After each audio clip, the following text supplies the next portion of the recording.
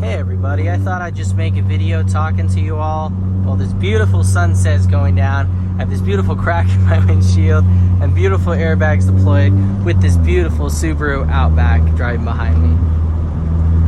So, I'm gonna tell you guys a little story, okay? So, there's this girl, right? This story actually involves two girls, so. There's this one girl, we're talking for about, met her on Snap. We're talking for about a year. We've been talking for like 2 years. We're talking for like a year, and then I finally, I'm sorry.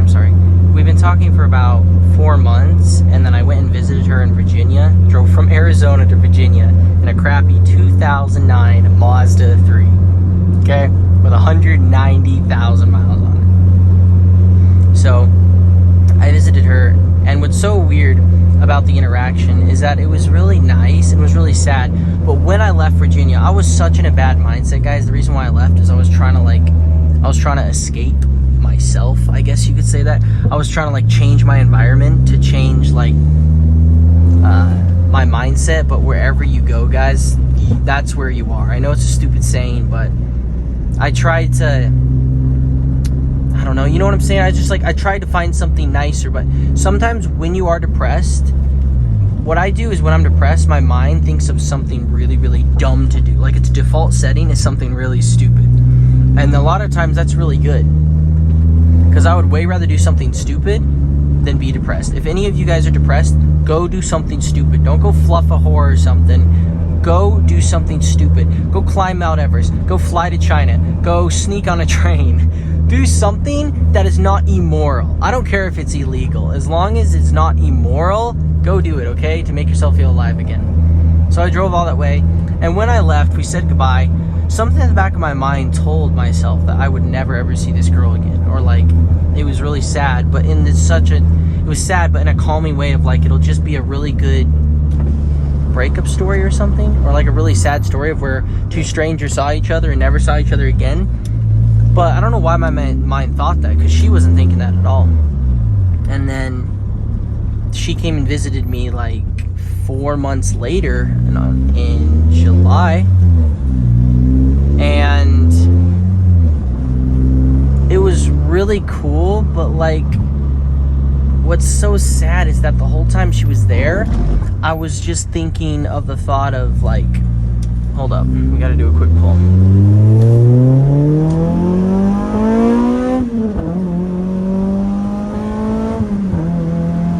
Oh, that sounds so good. I was constantly thinking of the thought of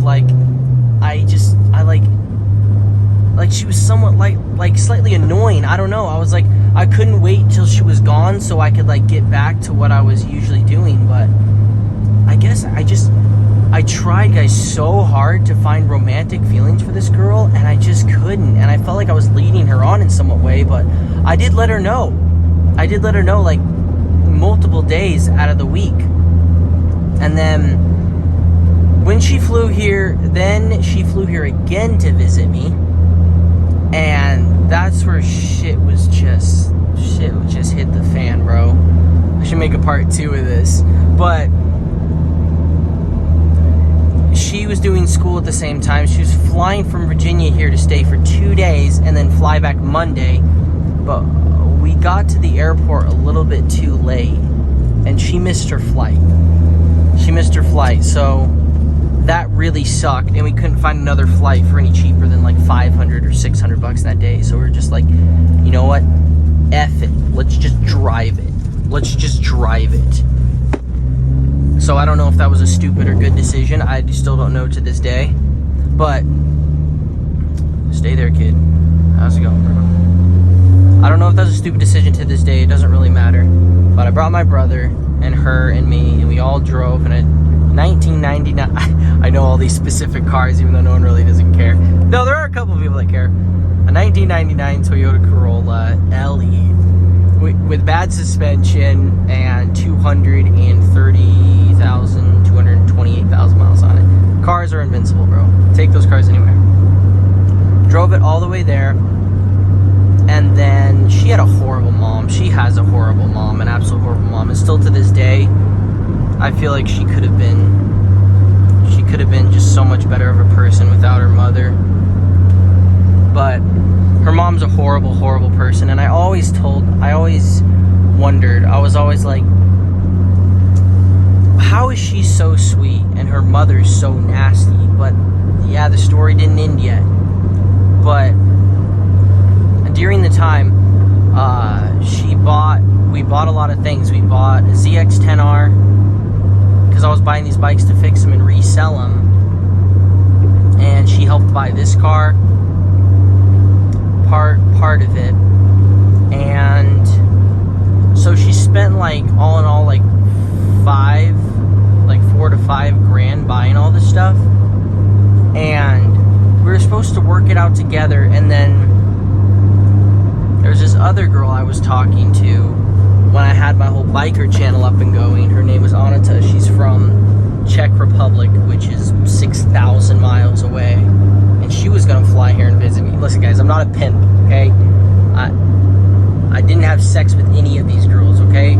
Sadly, I'm still a virgin. Everyone thinks that if you just leave a guy and a girl alone in a room, they're just gonna have sex. That is not true. Me, I couldn't bring myself to even kiss one of these girls, because it was just like such dread, just absolute dread. So the first girl from Virginia was named Emma. She was like, it was just dread with her. With Anita, it was a different story. I felt better around her, but it was still sad because she was just so dumb that she just wasn't marriage material. And if you guys are not getting to know a girl to marry her, then why are you getting to know her? That's why I asked myself that several times. So Anita came to visit, and Emma flew here one more time after she drove back. She did a shit ton of driving. And this whole time she always said like she was doing it all for me out of just caring, or there was just something in the back of my head that just knew something wasn't right. And I said, this girl's doing all this stuff, and I've let her know that we're just friends, or like I've tried to feel romantic towards her, and I just don't. I've let her know this.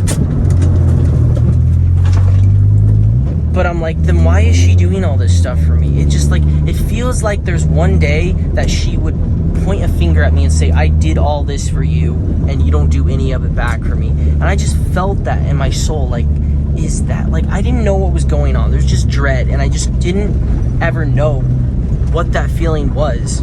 But I knew deep down inside, I was like, I felt she was always so sweet, but I think my soul could differentiate kind from nice. Nice is something you do on the surface. Kind is something you do whether you feel like it or not. It's sort of like love. Love is kind. So anyway, guys, I'll wrap up the story here. I'll make a part 2 tomorrow, but I'm just going to pause the story right now. If you guys made it to the end of the video, that's awesome. You know, to subscribe and turn the bell. And I will finish tomorrow's story driving into work, okay? So I'll catch you guys then.